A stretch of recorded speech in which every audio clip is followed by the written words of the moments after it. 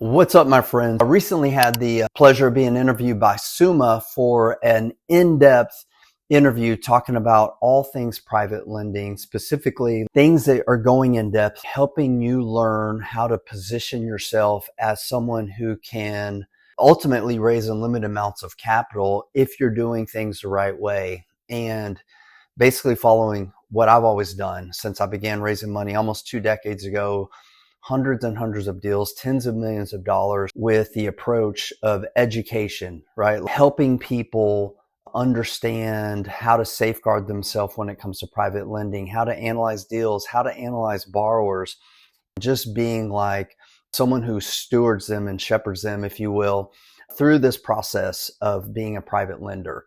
And when I started, I knew very little, but over time, I learned one thing, I learned another thing. So you're going to be able to get a lot of information in a pretty short period of time in this interview, but there's a lot of good stuff, a lot of good takeaways, a lot of good things that you're going to want to understand if you're truly going to begin to put yourself in position to begin raising capital for your deals, which is, as Robert Kiyosaki said, the number one skill set of an entrepreneur.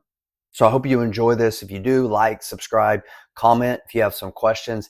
And if you're someone that's looking to really raise your game when it comes to raising capital and go to that next level, I've put together an entire course. It's called the Private Money Mastery. You can go to privatemoneymastery.com. If you're interested in that, it is by application only. We're looking for people who are really, really, really serious about raising capital the right way. So if that interests you, go to privatemoneymastery.com. With that being said, I hope you enjoy this interview. Subscribe, all that kind of stuff. Hit me up with your comments, your questions. If there's other things that you're seeking to learn and we didn't touch on it, be happy to respond to those when I have time. And that's it. Enjoy the interview. Hi, everyone. Today I'm joined by Brant Phillips, a real estate investor, private lender, founder of Houston Capital Group, and author of the Private Lender Playbook. His company has borrowed and paid back tens of millions of dollars to private lenders without a single missed payment. And it's a really pleasure to have you here, Brant. I think this will be a super valuable conversation for both lenders and borrowers. Thank you so much for your time today. Yeah, thank you for having me on, Suma. I'm looking forward to it. What struck for me about your company was your company has borrowed and paid back tens of millions to private lenders with 100% success rate. And what's one thing so it's very impressive that you've been able to do that without missing a single payment. So I think what would be valuable for most borrowers to know is, what do they usually get wrong that almost it guarantees that lenders say no? Yeah, so that piece about we've paid 10,000 mortgages, we've never missed one, we've honored all of our commitments. I don't like to come across like I'm bragging, because that's not what I'm doing. Like, trust me, I'm not. But knowing, like, from where I started, when I started my business, it was from ground zero. I had nothing. My wife and I were living in an apartment. We had no money. And I used a credit card to begin my real estate investing journey. Not something I recommend for everybody, but it worked pretty well for me. But what I try to teach or enforce whenever that gets mentioned about we've never missed a payment, we've raised tens of millions of dollars, we've honored our commitment, is two things. Is one, for lenders, hearing that, like, there is proof of concept. There is proof that this works when it's done the right way, meaning as a lender, you can loan to an investor if they are the right operator and have long-term success, and vice versa. For people who are looking to begin a real estate investing career, you can absolutely build a career with and maintain your track record and your name and your reputation if you have a business plan that is sustainable. So that's what I focused on, is being fairly conservative, looking for low risk opportunities with still an adequate reward, but kind of staying in that space. I'm looking to limit downside risk, to be honest with you. So, Suma, going back to your question about things that borrowers are likely to do or how they're maybe likely to position themselves for a lender to tell them no, I would say, first off, they're much more focused on the deal and the opportunity and their own excitement rather than what are the lender's concerns, and they probably haven't cultivated that relationship enough. So I remember when I first began raising money, I would see investors at some of these networking groups and events that we were going to, and you could tell kind of the overzealous investor that they were pitching a deal and very excited about whatever it was that they were working on. And that's fine. Like, it's good to have excitement and be excited and believe in what you're doing. But my private lenders, these are relationships, and there's a relationship cultivation that you need to go through and progress through to build that relationship. Because lenders, when you're looking to raise money, these lenders are coming from different backgrounds, different experiences, different risk thresholds. Some of them know very little about private mortgage lending, and some of them may have done hundreds of deals. So I would say that they probably put their focus on the deal and more of what's on it for them than focusing on asking their investors, their lenders questions, and maybe paying more attention to some of the downside scenarios and some of the other fear-based questions that lenders may have. They don't really go there. And disclosure is a part of this. And a lot of investors, I feel like, are fearful to disclose and talk about the risk. But I think that lenders, they need to hear that legally.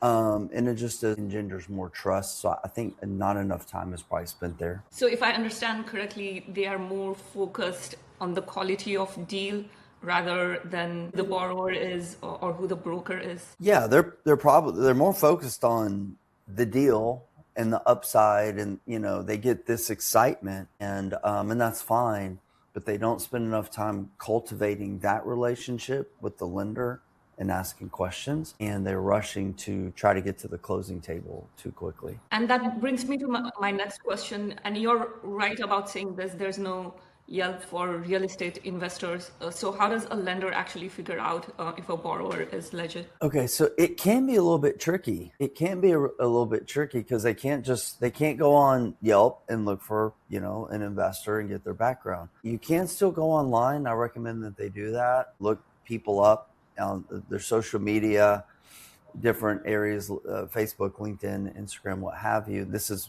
part of our process when we're interviewing a team member. So they can look online, but then they're just going to have to ask some questions. Ask those questions from the borrower. How many deals have they done? What is their background in real estate development, maybe in business, professionally? Do they have some type of track record or foundation that's going to suit them well in this venture? And then asking other people, like asking for references, asking for other people to talk to, contractors, title companies, what have you, to see how they operate. But it is a little bit tricky.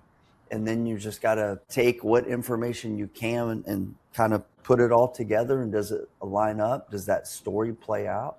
And that this is a person of integrity. And then you can ask for bank statements. You can ask for credit reports. And I always joke about this as, and I put this in my book, I wrote the Private Lender Playbook about how to analyze a borrower, but very seldom does a private lender that we work with ask for a credit report.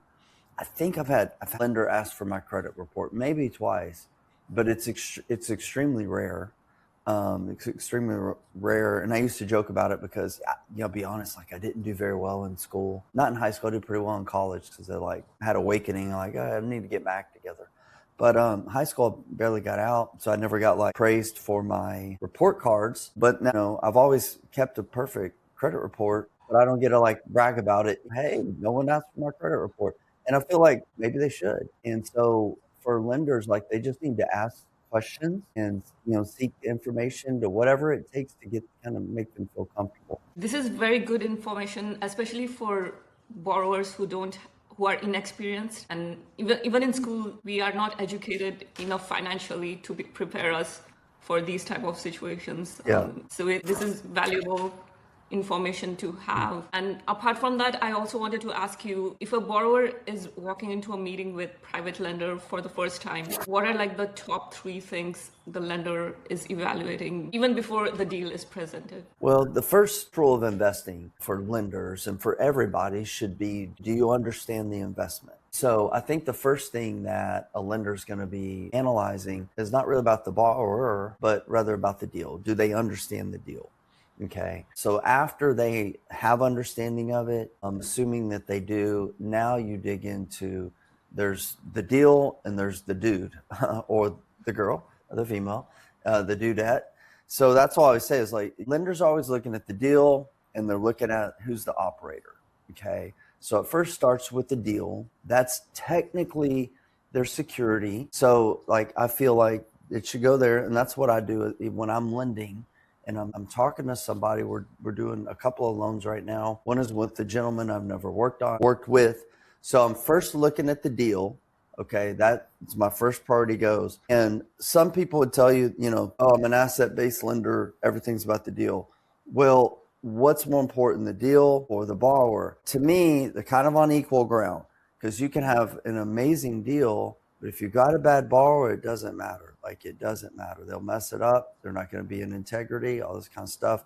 Who knows? Not for sure they'll mess it up, but to me, that's not a deal that I would pursue. So I'm looking for a good deal and a good operator, a good borrower. When going into these meetings, I think that that's the first thing a lender's looking at. Do they understand the deal? If not, their questions likely will and should go there to like understand what they don't understand about the deal. And then the next would be the character of the person, their competence or ability to do it. What's the capital structure?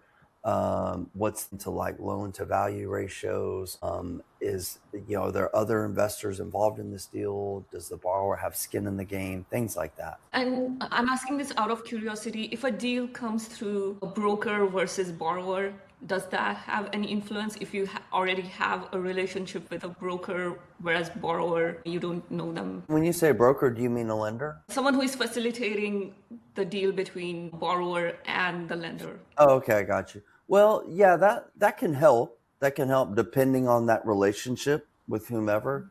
It could help, but it may not help. It kind of depends on that relationship that broker has with both parties. But potentially, yes, that could help. Also, does a borrower with no experience but has great numbers on paper, do they actually get funded, or experience is kind of like non-negotiable? They do.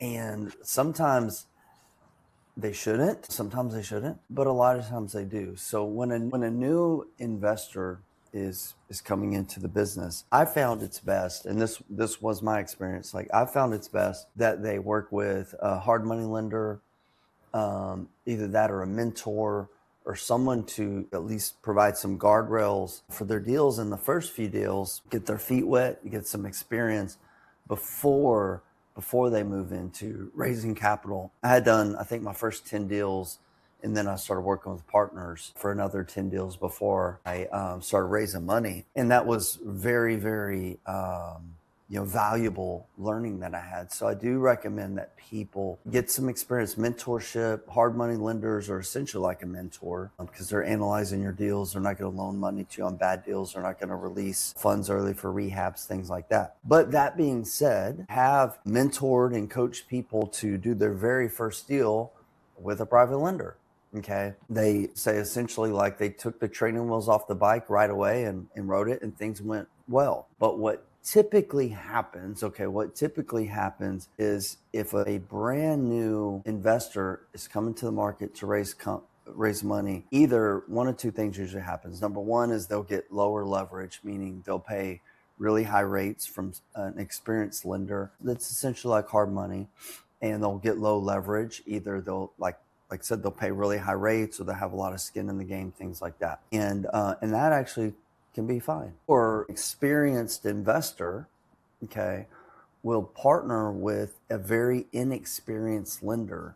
And that's a really bad formula. To have an inexperienced borrower and an inexperienced lender is not good. So one thing that I've said over the years is that you can typically tell the experience of the borrower by what they pay for their money. So the more experience that you have as an investor, you're typically able to raise money at a lower rate, because with experience, as experience increases, risk reduces, right? So people do feel more comfortable investing with you, even at a lower rate of return, because of the security piece. And then you can also typically tell the experience of a lender by what they charge for their money, essentially by the return on their money, because the more as an investor gains experience and sophistication, if they're looking to be aggressive, they can typically find higher ROI type of deals. And that's what I do is I typically raise 100% of capital for most of my deals, but I loan money out to others. And people are like, why do you do that? And I say, well, because I can raise capital from 5 to 8% on average, 5 to 8%. We do go up to 10% like on flips and other deals. So in the 5 to 10% range is typically where we're raising capital at, but I'm loaning capital out, and earning, 15% ROI or more on the deals that I lend on. So that's my methodology on that. But yes, like people can, and they absolutely can raise capital right away. And I'm not discouraging them from doing that. As long as they're doing it the right way, I would encourage them to get some mentorship, get someone to look over their shoulders, be extremely conservative, and keep in mind that a bad reputation or a bad name in this business spreads quickly.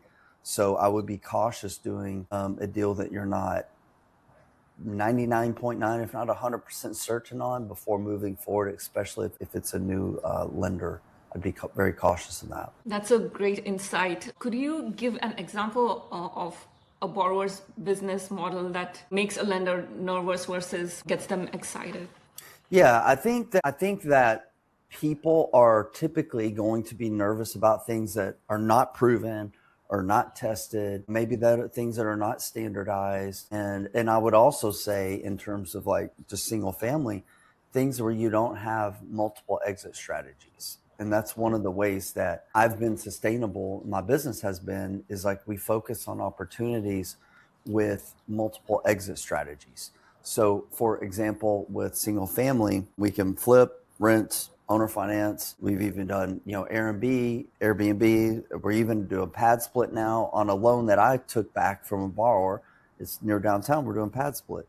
So I like to have multiple exit strategies with deals. And so that's something I think that makes lenders excited or more confident about at least. And I would just say some of the boring things is what a lot of times in investing, the less sexy, the more exciting. Okay. Because what's sexy sometimes is like, oh, it's this new thing. No one's ever done this before. It's like, this is the latest thing. And I'm like, I just kind of want boring and predictable.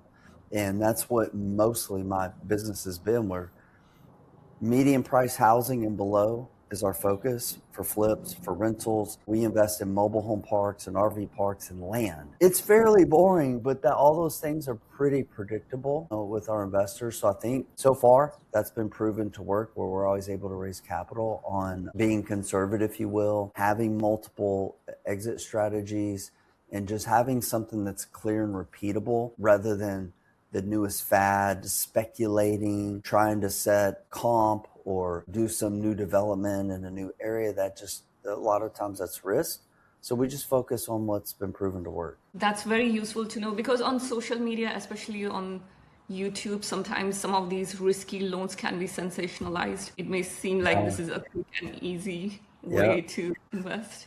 Yeah, absolutely. You see it all the time. I see so many SEC violations on how people are raising money and talking about deals on social media. I'm like, oh my gosh. I'm surprised that SEC hasn't cracked down harder. Maybe they will with AI, because I see so many violations of people, even just basic conversations they're having, but they're misleading people. Yeah, there hasn't been enough coverage on how some influencers, they may seem like they are very influential, have big following, but they are doing things that are not compliant, or sometimes even bordering to fraud, despite of having big following. Yes, it's absolutely true. It's absolutely true. And I've known some of these investors. I've been in this for almost 20 years, and I've known some guys, and they seemed okay, but they weren't. And they have caused a lot of pain and misery to people that invested with them.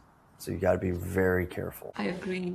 Could you walk us through the 75% ARV formula with a real example, and explain why breaching that number puts everyone at risk?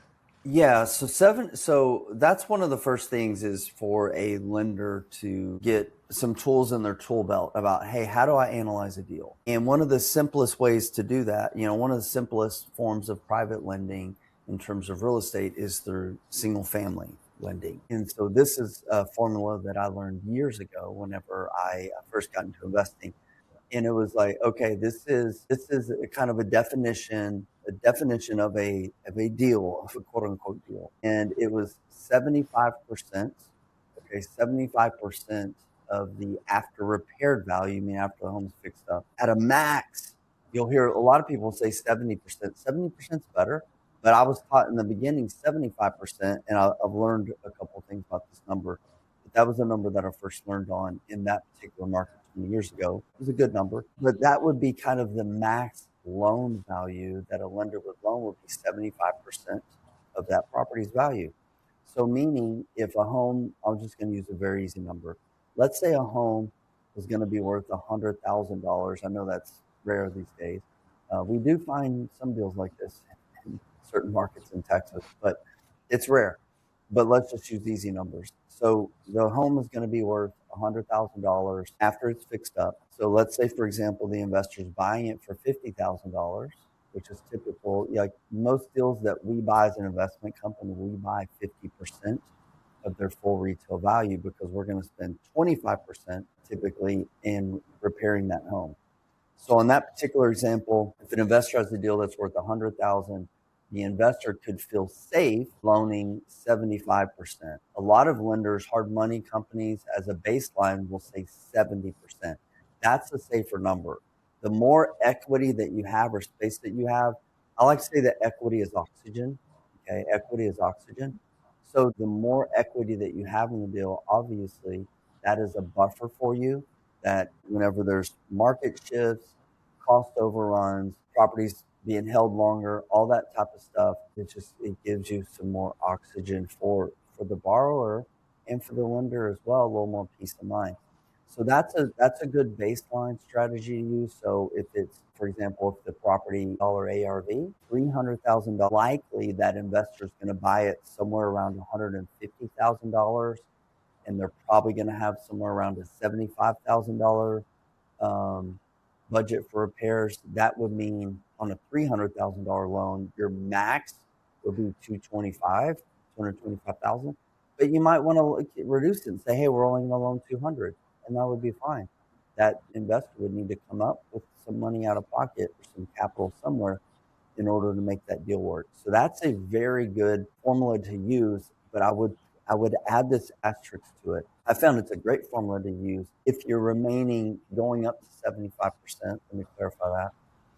Has been served us well with median price housing and below. The higher you go up with this formula, then that percent needs to come down. High-end retail luxury homes, properties, even like I don't like to invest in them, I'll be honest with you, because they have one exit strategy typically. And a lot of times those deals, they're just not nearly as profitable as people believe them to be because there's higher cost overruns from construction, there's longer holding costs, and they don't really project the amount of profit that taxes and insurance are going to eat up. So if you're lending on higher end deals, I would notch that number down even more so. So it sounds like property type and exit strategy are two main influences on the number. Yep, absolutely. And it seems like a lot of investors hear the 25% equity minimum and think that that's too conservative. What do you say to someone who wants to push that to 15 to 20%? Yeah, well, this kind of ties into that other question about the 75% ARV. So that's the oxygen. And there's times and there's markets, I'm not going to lie, where we've been 80% into a deal. Okay. And it's not something that I teach and preach and tell people to do, but there's times where we were doing a lot of 78% deals, 80% deals. I don't think we ever got to only 15% equity. Those are really slim margins. And I will say, admittedly, that we are putting ourselves in position to fail by not honoring some of the fundamentals that I teach and preach is with that 25% equity deal. The only reason that we were doing kind of pretty high volume of them, I'm not going to lie, during the times of COVID when the market was absolutely crazy. And that was part of it. We knew the market was absolutely crazy. There was pandemonium. Houses were moving like crazy, but we always were okay. This is really important on our lower equity deals. And this is what I would tell my lenders, is that we were always okay with these deals if they didn't sell and they didn't move. And we had to hold them as a rental, or we have a backup strategy to owner finance them as well. So we're really making a lot of profit on our interest rate. Okay. That being said, there has been a lot of press information on social media and the news as well about all this sub-2 investing and investors taking over financing with no equity or low equity deals. And there's been a number of investors that have gone out of business and have left a trail of tears for a lot of people.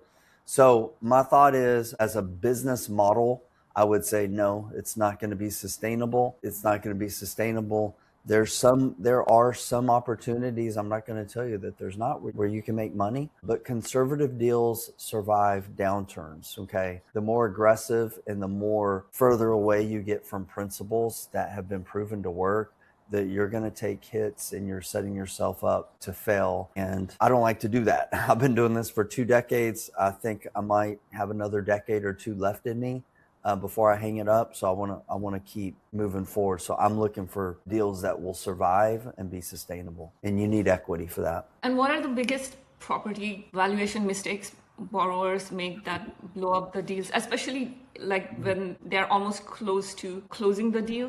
What surprises them that this completely blew up the deal?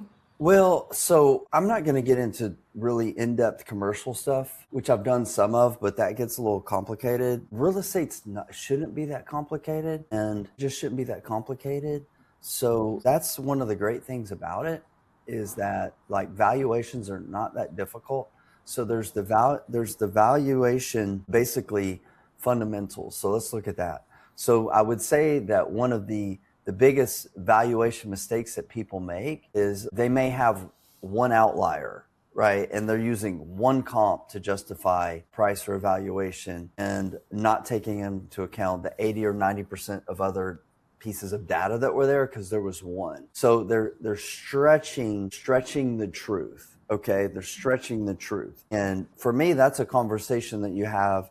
Hey, there's this potential upside, but that's not what we're betting on. That's not what we're putting our money on. What we're putting our money on here is this 80% likelihood of what's going to happen. So that's one thing that I see happen a lot, is investors have this, irrational exuberance is what I've heard it called, to push the boundaries on what is, it may be possible, but it's just probably not likely. So that would be the first thing. Then the second thing that I would say in evaluating a deal is looking, what is plan B and perhaps what is plan C. So people can look at the upside and what is A, and they'll spend all their time focusing on that, but you do need to spend time on what is the downside potential, what happens if this doesn't work out, and things like that. So that's just where I think a lot of people don't spend enough time asking, what I've heard referred to as like asking the things like, what don't we see here? Right? So what don't we see here? It's easy to see, oh yeah, this upside's here. There was that, that comp or several comps that justify it. So spend some time there, but spend equal or more time looking at the exit strategies and your other options. And what are the other things that raise major red flags for a lender? Like, for example, full appraisal, desktop appraisal, BPO, CMO. Which one actually gives a lender confidence versus like a major red flag? Yeah. So I'll be honest, like the appraisals for me, they matter very little. Now for lenders, I encourage them to, if they want to get an appraisal or things like that. But me as a lender, the only reason I get an appraisal is because a lot of times when I do a loan, I have a line of credit and I pull a line of credit from it and they require an appraisal. But me as a lender, I don't care for an appraisal, meaning because I'm doing my own independent research, and what I feel good about lending on based on my research is what I'm going to base my loan on. Okay. Now, I get up in real estate for a long time, and some people may not feel that way as a lender. So, whether they ask for a full blown appraisal, a desktop appraisal, a BPO, CMA, what makes them feel most comfortable is what they should request and what they should require. Okay. So that's just the bottom line is like, what helps you feel good at night? What helps you sleep good at night? Go for that. The appraisals that we do, we just get a desktop appraisal. That means basically that the appraiser doesn't even go out to the property. He just takes data online. And that's typically will suffice in your cookie cutter type of deals that are done in subdivisions where comps are fairly easy to obtain. So that's what we do. So for a lender, if you want full blown appraisal, go for it. Request it, and I would say that that should be at the borrower's expense because it's their deal. But a lot of times, oftentimes a BPO or basic CMA will suffice, but it also depends on the lender's experience and knowledge of real estate as well. And is this more common in private lending where things change from lender to lender a lot more? The preferences are a lot more different. Absolutely. Yeah, like banks, hard money lenders, they've got their standardized procedures, but private lenders, they may not know the difference. They may not even know what a BPO is, So yeah, it fluctuates quite a bit with lenders on what they would require and request. Also, you use the tortoise and the hare analogy to explain why chasing 12% returns can actually make a lender less money than accepting 7%. Could you elaborate more on that? Yes. So I used to do a lot of speaking about private lending, and when I was promoting the private lender playbook, and I had a recurring lunch and learn event that we're putting on for private lenders. And there's that irrational exuberance. Okay, so a lot of lenders will come into lending and they hear some stories of how they can make 12%. And for some lenders, that's very exciting to them, which I understand. And so I was trying to teach this concept, though, of why they may want to consider the lower interest rate to get them to the destination that they want to get to. And here's why. It's because if a lender is loaning at 12%, 14, 15%, whatever it is, like a very high interest rate, well, typically with the higher return, there's higher risk. Okay, there's higher risk. And so higher risk versus lower risk is good, preferred. And then also with a higher interest rate, there's a higher churn. Meaning a 12% interest rate is typically going to be on a short-term deal. An investor's fixing, flipping it, right, borrowing money for a little bit, and then he's getting out of that money, refinancing it, sending it back to the lender. So what would happen was when I was really raising a lot of capital, I was talking to a lot of lenders and talking to them about, what they're investing in, what they're looking for, things like that. And there were several lenders that did a few deals, a deal here, a deal there at 12%, but because they weren't super active, they were really looking for a passive investment, but they were loaning on 12% deals, and their money would be out for 2, 3, 4 months, and it would come back. And this happened multiple times, where I was talking to a lender and they had received their money back, and it had been like 6 months, and they hadn't reinvested it. Why? Because it takes time. It's a lot of effort to meet a new borrower, analyze the deal, all that type of stuff. And then a lot of times deals bust out. They don't go to closing for various reasons. So now they're, committed to an investor, and that deal busts out. It doesn't go through. So what I found who was really doing well in terms of private lending were my lenders that were loaning to me on some of our rentals, perhaps our mobile home parks, things like that, or owner finance notes at, say, a 7% interest rate, but their money was continuing to work. So they were avoiding all those stops. It only takes like 2 or 3 months of 12% not being deployed in the market for 7% to outpace it, okay? And then you take into consideration if it's a higher risk deal and they had to take a property back, like a foreclosure, even if it's a deed in lieu, now they've lost that momentum. So not for everybody. Like a lot of lenders, they want to treat this like a business. They want to be very active. and they're okay with the churn. If that's you, then I would say go for it. You can earn really great rates of return. But if you're looking for something that's passive as a lender, you might want to consider that lower interest rate in exchange just for the opportunity to have your money working, steady, moving. That's consistency is where the growth is going to be over the long term. And I know that's what the goal is for most people. It's nice to earn that real high interest rate of return, but if the money keeps coming back to you, it's a lot of work. That's very insightful, sort of zooming out and seeing the long-term play, how Yes. it all plays out rather than getting stuck Yep. in a short-term goal. Yeah, absolutely. And switching back to, from a borrower's perspective, as a borrower, how do I know if the rate I'm being quoted is fair? What's the range I should expect? Well, so the range, so I try not to say like a range, like typical in private money, I would say is 7 to 12%, somewhere in there. So we could say like somewhere around 10% is where you can focus on and say, hey, I would really ideally like to be under 10% because, well, to be honest with you, nowadays, like I see hard money lenders offering 9 or 10%. So maybe it's lower. But what I would say is like for a borrower, for numbers that make sense, okay, that make your deal doable and sustainable, and like, hey, these numbers need to make sense. And when it comes to working with a private lender, then the same thing needs to be true, right? They're looking for a rate of return for a deal that makes sense for them. So the equation that we're looking for really is win-win or no deal. Like I'm to feel like, hey, I'm great on this deal. This is a win for me. I'm excited to move forward. And I want my lender to feel like, hey, this is a win for me. I feel great. I'm excited to move forward, because this is taking from Stephen Covey.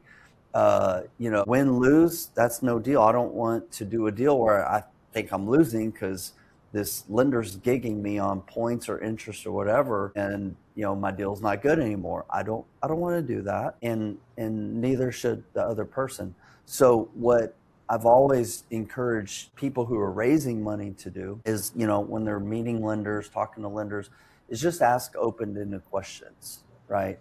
And what the bottom line number comes down to, I remember this years ago when we were talking to a lender, and a friend of mine I was learning how to raise private money with him. We were doing deals together, and so we started talking to private lenders. This is the very beginning of my investing career in terms of raising money. And I remember he took the approach to ask open-ended questions. And this one particular lender we were working with, he said, we went through a presentation, if you will, a little bit of just explaining what we do. And she asked, well, you haven't mentioned what's the rate of return that, I would receive. And we didn't have an established rate of return, because what we had always asked our lenders is like, well, what are you seeking? What would you be happy with? And so we asked her that, what rate of return would you be happy with? And she's like, well, to be honest, like I'm getting 1% from my bank CD. I'd be happy with 5%, and we're like, well, if you'd be happy with 5%, we'd be happy with that, and we could proceed. And we were very happy with that, and she was happy with that. So I would not paint yourself into a corner. Find out what people are happy with, and then even at that point in time, some people would say, well, you took advantage of someone because you only paid them 5%. But I would say also that I remember in the beginning when I was raising money and I was talking about we can pay 10, 12, 15% because that's what the rates we were paying were. It almost felt a little like we were not credible by putting out those high rates of return, because a lot of people like, ooh, the red flag goes up. That sounds too good to be true, because there's a lot of shysters out there that offer big rates of return. So that's why I learned, like, no, let's find where they're happy with. Maybe it's 5, maybe it's 7, maybe it's 8. I will tell you, most of my lenders, if they're going north of 10, it's a no for us, because we're able to raise capital a lot lower. So I would say just you go in with that mindset of finding out what works for you that you're happy with, and find someone that's happy with what you can pay them and still be sustainable. And if you've got a win-win agreement where everyone's happy, you move forward. And if you don't, you don't. And really, that's it. It's basically a win-win or no deal. And does it also fluctuate based on what's going on in the overall market? Absolutely, it does. Absolutely, it does. And it's always Fluctuating a little bit here and there, absolutely. And what happens when a lender's rate is too high and the borrower walks? Yeah, so that be okay with that. And it's not that the lender's rate is too high. I would say that the lender's rate is just not a number that works for both of you. And be okay with that. And I tell that not a lot, but occasionally some of my lenders like will put out, email or what have you for a potential deal, and a lender will come back and it's too high, and it's okay, and it's absolutely okay. But it be okay with letting them walk away.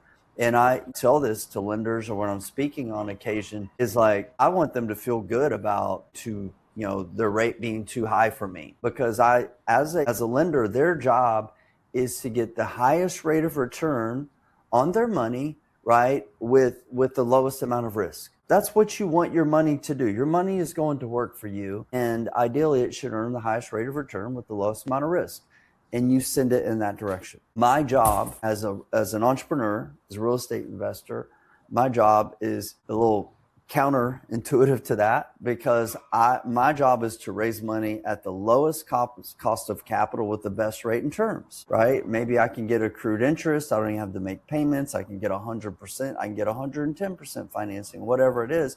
That's my job. That's my financial responsibility as a husband, a father, an employer for my employees. The better that I am at raising capital at lower rates and terms, the more profitable that my company is, the more sustainable that I am. So what I say is, like, I'm looking for the lowest rate of return. I apologize if you can hear the dog yapping in the background. A little, yeah. Yeah. I'm It's okay. sorry. It's not that loud. Okay, I'm gonna text my wife. I'm sorry. She's going crazy right now, and she's downstairs. So apologize. It's very loud on my side. So It's not that loud. that's the little yapping dog. Okay, so I lost my train of thought there. Okay, so when it comes to these types of scenarios, like, I applaud my lenders for not investing with us and looking for a higher rate of return, because that's their job also. So what it comes down to is, I know we have our goals are going in the opposite direction. I'm looking for lowest possible. You're looking for the highest possible, and that's okay. If we can find a middle ground where we're both good at, hey, I'm good, then let's move forward. If we can't, then we just don't, and we don't. And I tell lenders all the time, and I do some consulting and coaching, if you will, with lenders that come to me because I've got this opportunity, get this high rate of return. And I'm like, you should explore that. Let's look at it. Let's look at the risk here. So I would just say no if the rate's too high, but say it in a way where it's a positive thing. It's an educational thing. And like that's how I handle those things. And when it comes to origination points, should a borrower negotiate them, or is that a bad look? Everything, I think, is negotiable, and it should be, because just going back to that conversation, once again, lenders want the highest rate of return possible with lowest risk. Borrowers, investors want the lowest rate of return, right? And the lowest cost of capital. Lenders want high return on their capital.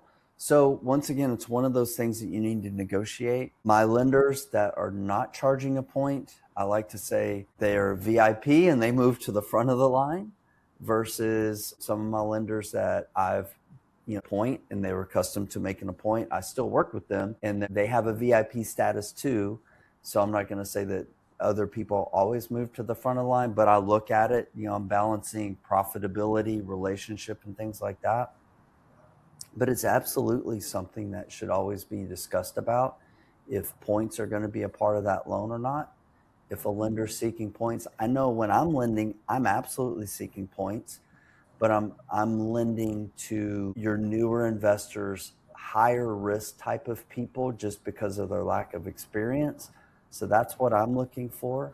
And if they're looking to not pay points, then it wouldn't be a deal for me, and that would be okay. And I would say absolutely you can find lenders who are okay not making a point. They just want that yield on the interest. And, I would encourage them to go in that direction. And for someone who's never gotten a private loan, what actually happens from the moment a deal is agreed on to the moment funds actually hit? Yeah, so this is I'm actually doing a training this week on first deal blueprint for a private lender they've never done a deal before. And like I need a checklist, like what's going on here. And it is in my book, the Private Lender Playbook. But so there's just some basic things. Okay, there's basic things that need to happen. So let me speak from me as an investor who I'm raising capital for a deal. So number one, it starts with the agreement that you have with your lender. A lot of times I like to say that how these deals work is typically you have a handshake agreement, something that you agree to, and then you back it up with the proper documentation and paperwork, right? So it starts with your agreement. From that, what we do, we have a loan document sheet. And so we outline everything in our agreement on paper.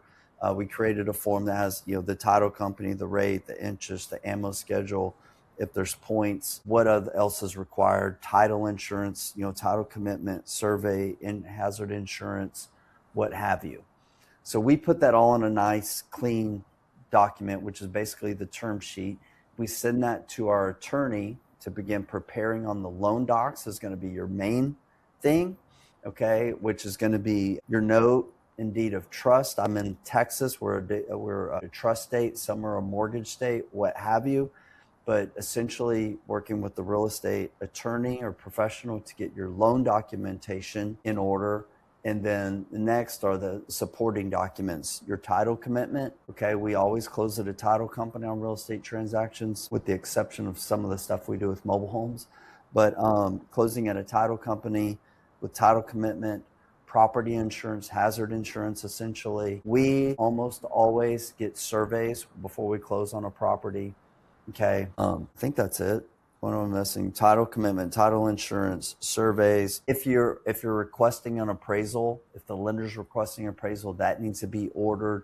And then also if there is construction being done and renovations being done, then you probably as a lender want to ask for a scope of work and making sure that you've got an agreement on how to base your draws to that borrower. Okay, so those are the big things.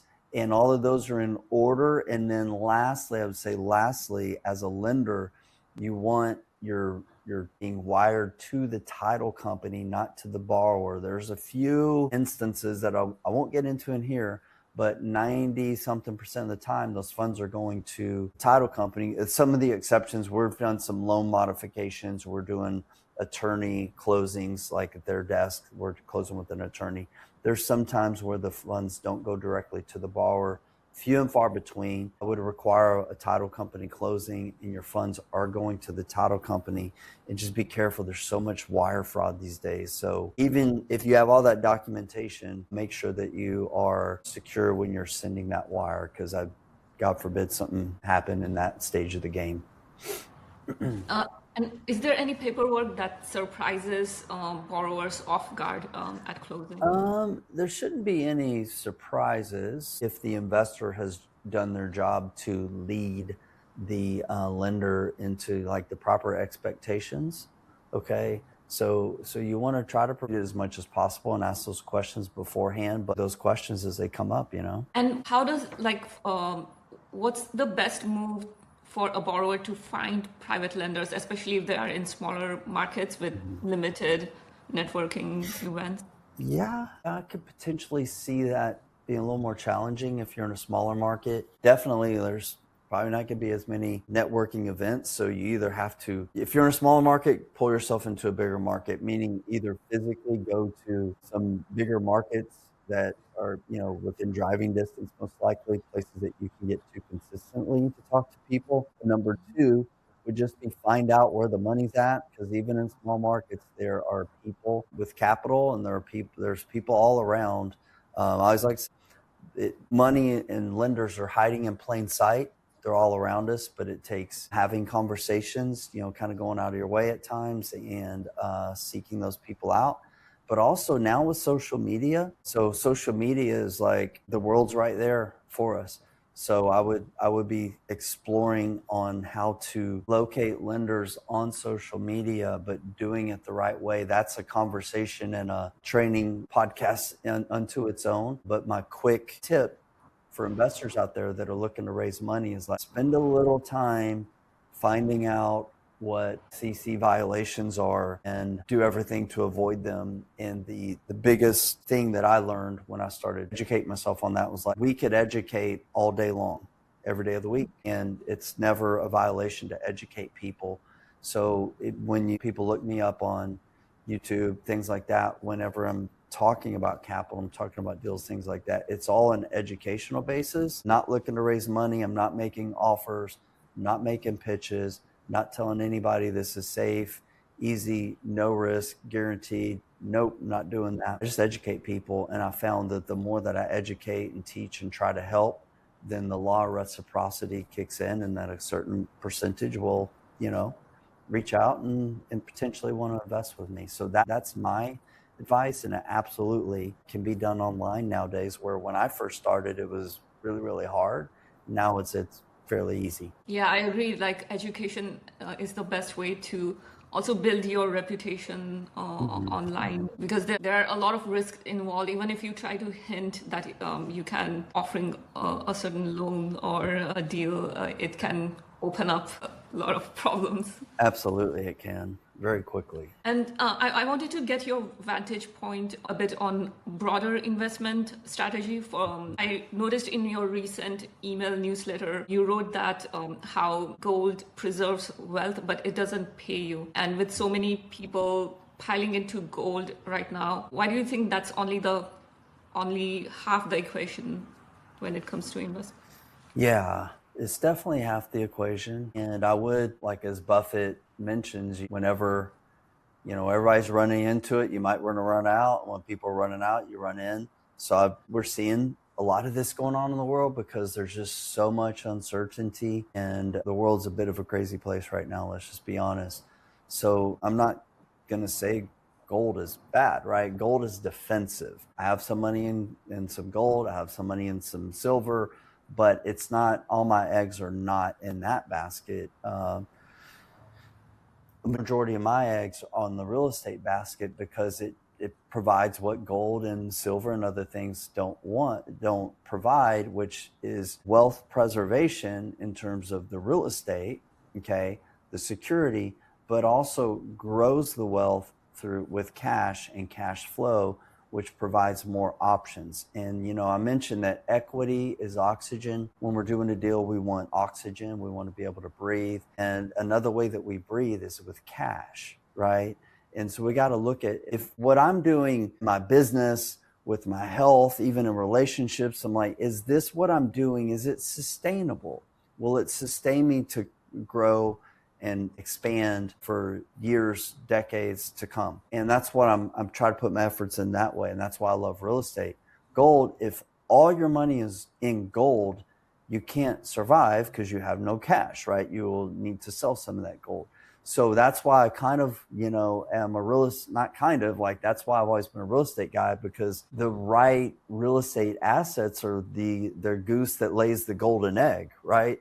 There's the asset that continues to grow, especially with money print and things like that. The real estate will go up in value, but it also produces that golden egg each and every month. So a lot of investors, I think it's easy to invest in gold and silver, and those are safe plays, and I get it.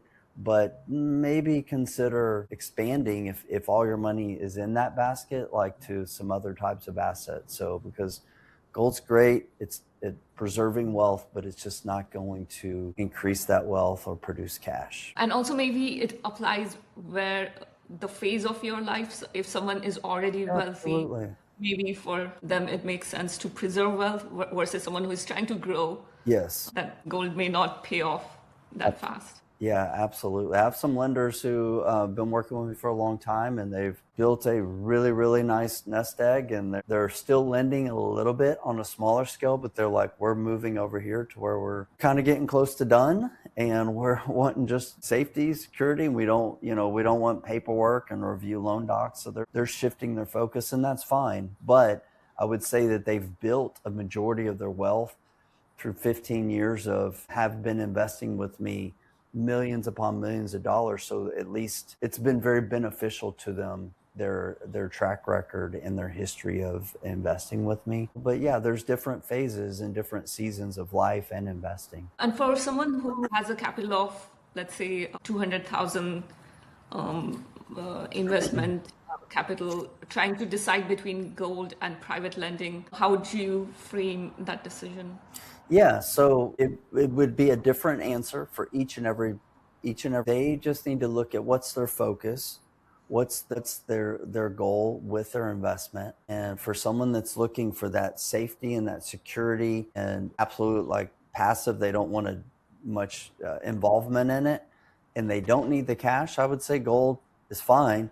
Although, is it like at a high? Is it going to go down for a while? I don't know. I don't want to speculate on that. So that's just what they would have to look at. If they're comfortable with the price of gold right now, if they see that going up, they feel good about that and they just want passivity, fine. But then they can look at private lending if they don't feel good about where metals are right now and they value cash flow, then I would say they need to explore private lending because it's once again, when done the right way, it's a very predictable, should be somewhat boring investment strategy, meaning, hey, I loan out this 200,000, I'm going to get this 8 to 10% return on my money in form of a check or an ACH into my account each and every month.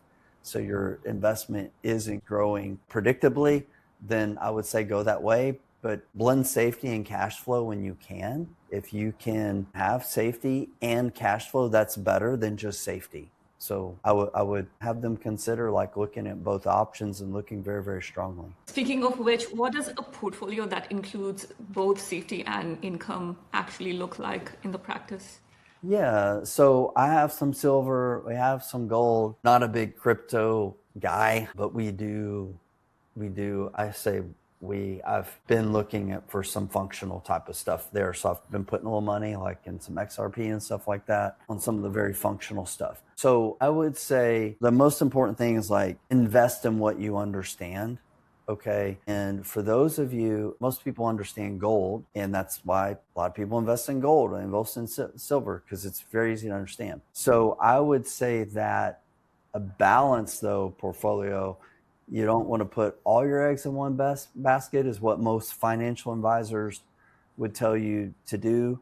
But I would all counter that by saying that one of my mentors said, put all your eggs in one basket and make sure no one tips over your basket. So for those lenders that are really seeking cash flow, the safety, I would say, what does that portfolio look like? You're looking for opportunities with borrowers and with deals with proven track records, likely that lower rate of return, because now ideally, that's going to lower risk, and in getting your cash flow from your investments that is something that meets or exceeds your needs. And now you can begin to redeploy and reinvest that cash flow into other investments. And so that might be a way to diversify, is like use that cash flow from your real estate loans, mortgage lending, and then now start buying gold or different silver with, that cash flow from it. That might be a way that you do it and you have the best of both worlds. But just, structure it conservatively would be my recommendation, whatever that is to you. I would be more conservative than aggressive, especially if you're older in the stages of life. If you're younger, then be a little bit more aggressive, take some opportunities, take a few more risks. But that would be my advice on that. That's a great advice. And you open your book with the Kiyosaki quote about free advice being the most expensive. What's the most expensive piece of free advice do you think is floating around? Well, okay. So the most expensive, one of the things that I see that lenders do when they're first learning about this that is like very costly to them is they just chase the highest interest rate or the highest rate of return. That can be very costly in terms of Like the most expensive piece of advice that I see in the world of real estate these days, it is absolutely that real estate always goes up. Real estate always goes up. And I've seen this like a lot, but I've especially seen it a lot in the last few months with some conversations that I've had with some people that are a little newer to real estate, a little bit on the younger side. This is what people have been in real estate for 10 or 15 years, ever since 2009, essentially. Real estate has always gone up. And that's the expectation, or that's what they take as fact, as an absolute fact, that, hey, I buy this, I'm going to rent it for a year or two, it's going to go up. That may not be true. So that could be a very, very expensive piece of advice or lesson that has been true more times than not, but I would not base an investment on that assumption. I would base it on other factors that would be a piece of the upside, but I'm looking at cash flow, I'm looking at day one equity, I'm looking at my security right now, my profitability right now, without any projections for the future in terms of needing, like, I'm not going to base my decision on that hey, this is a good deal because it's going to go up. No, that is another bonus to this deal, but it's a good deal right now, today, even in today's market. So that is the biggest piece of advice I hear going out there, is that, real estate's always going to go up, things like that. But lenders, in terms of a lender, the expensive thing, the thing that I think is very costly is just taking the highest rate of return over other opportunities that would have been more conservative but safer for them. I think that's a really great point, especially during this time, because so much is changing with things like AI. You never know what the market can be like in near term. Things could change in a matter of months, if not a year. Absolutely. Absolutely. I think we may be seeing some changes here coming soon as well. And if you could go back and give yourself one piece of advice before your first private lending deal, what would that be? Yeah. So I remember this was, I think, the end of my third year in real estate, and had my first year, I bought 10 rentals on my own with a credit card, a hard money lender that I was able to borrow close to 100% on all my deals, and I would refinance those. Two, I put together some small partnerships, continuing buying rentals in those partnerships. And then year three is when I broke apart I kept my partnerships intact, but I began raising money and going back on my own and raising private capital and doing deals, while at times still using a hard money lender. But during that year three, essentially is when it was that I, as an investor, felt not as confident as I didn't feel confident. I felt like I was a beggar, and I just felt, lacked confidence when I was talking to lenders. And I didn't like that. And I was learning and I was growing and things like that. But I remember this conversation that I had is the end of year three. And I'll take a step back, and always knew my heart was like, when I began raising private money, my wife, I told her about some of my wins, meaning I had some commitments from lenders, and she was like, man, that's great. This is so exciting. And I remember whenever I began having lenders commit and say yes to me, I did not feel excitement. I felt maybe like 1% excitement, but I felt a heaviness or responsibility and a weight, like I have to do everything that I can to protect their investment. And I remember telling my wife, whenever we had these commitments, I'm like, yeah, it is great, it's good.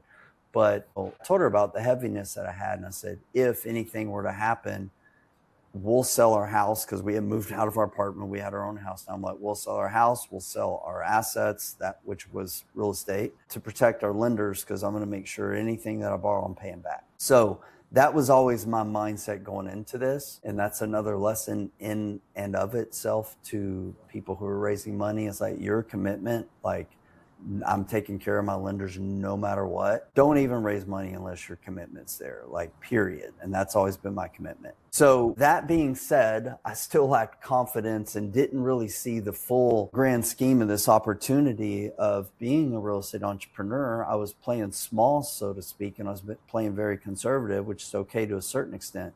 But I had this phone call with one of my partners that I began working with in year two. And this partner, this was 2008, when they first partnered with me. And in order to partner with me, they pulled quite a bit of money out of the stock market. And so at the end of 2009, it may have been early 2010, I can't remember, but I remember having a phone call with them. And we were just talking about some of the things with our portfolio.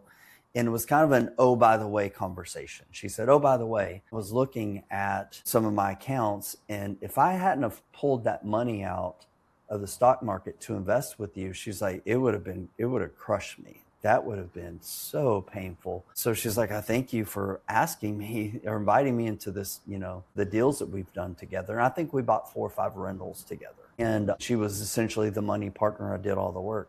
And so then we got off that conversation, and I felt like bad in terms of I really started thinking about all the people that were getting crushed by the stock market or their money sitting on the sidelines because they didn't have a safe place, at least they didn't know of a safe place to invest their capital. And that's what was my light bulb moment of there's so much more opportunity here. For me as an entrepreneur, the mindset really became the amount of real estate I want to do is essentially limitless because I know there's an abundance of capital. And all I needed to do was teach more people, help more people, mentor more people, begin to think bigger. So my advice to my younger self would be teach more, educate more, forget about the lack of confidence. It wasn't about that. It was just I didn't understand the full opportunity. And for the full opportunity to come to fruition really meant just teach more and educate people more. And that's what I've always done is I'm not really directly trying to raise money for all my deals. Indirectly I am, but what I'm trying to do is teach people about private mortgage lending, about the opportunity that exists in the marketplace because so many people don't know about it. And for me, it's been life-changing for my business and for my lenders to say that we've paid out 10,000 whatever mortgages. We stopped counting. We've never missed one. So I know that I've been able to help my lenders. And I know that there's other lenders that invest with other people that have had the same experience. And so what it is, it's Main Street versus Wall Street. Okay. And that would be my advice to my younger self would just be teach more people, help more people, regardless of whether or not they ever invest with me, but to let them know that this opportunity is here and safeguard themselves from the ups and downs of the stock market or speculative things, right? Trying to get rich quick versus the tortoise versus the hare and just learning how to invest in something that has the security of real estate, but also the benefit of the cash flow. That's a very important lesson. And one more thing that stood out for me from what you said was sometimes borrowers see that they are borrowing money, but they miss the part that they are actually doing the work for lender. They are not getting that money for free. They are actually paying back them more over time. Yeah. Absolutely. And I know you have to leave in a couple of minutes. This is my last question. For someone watching this who's looking for their first private loan or thinking about becoming a lender, what's the single best first step they should take this week? Well, I would say whether a borrower or lender, education. Get education as much as you can. Get educated about what you're looking to invest in. Maybe some mentoring, some coaching, what have you. If you are a borrower, then I would also make sure that your commitment is at that 110% level, that whatever you agree to with your lenders, that you're going to over deliver, that you're going to be committed no matter what, even if it goes sideways, period, you're going to repay that lender back everything. And so that credibility is established and that commitment, I should say, is established before asking for money. If you're a lender, also get educated, read some books, go on, online on YouTube, what have you. Talk to other experienced lenders, people who've done it before. Talk to them, figure out what's worked for them, what hasn't worked for them. And then also you could even take some additional steps, talk to a real estate attorney, title companies, things like that. And don't rush into it. Make sure you understand what you need to understand in terms of the structure, documentation, the security, the paperwork, and then just kind of let math and common sense guide your path. And ultimately you get educated and go with your gut in the end, but just make sure that the principles and the fundamentals of investing have been applied in that deal. Thank you so much for your patience and time today, Brant. I personally learned a lot in this conversation. There are many valuable insights in this conversation, and I'm very much looking forward to share it on social media. And again, I deeply appreciate this conversation. If people out there want to reach out to you, you seem to have a couple of websites. Which one would be the best one? Yeah, we've got a lot of websites out there, but brantphillips.com is the easiest to remember. And then for someone, if they are interested in exploring investing with me or my company, or they just want to get information about lending, they can go to houstoncapitalgroup.com. Okay, then go to the houstoncapitalgroup.com, and there's information on there about my private lender playbook, which we're re-releasing. We've got a second edition coming out this year of the private lender playbook. So I'm excited about that. And they can find that on Amazon if they are looking to really educate themselves. They can find that on Amazon, and it is on Audible as well. Thank you. Okay. And I'm going to post them in the description as well, all those links. Thank you very much.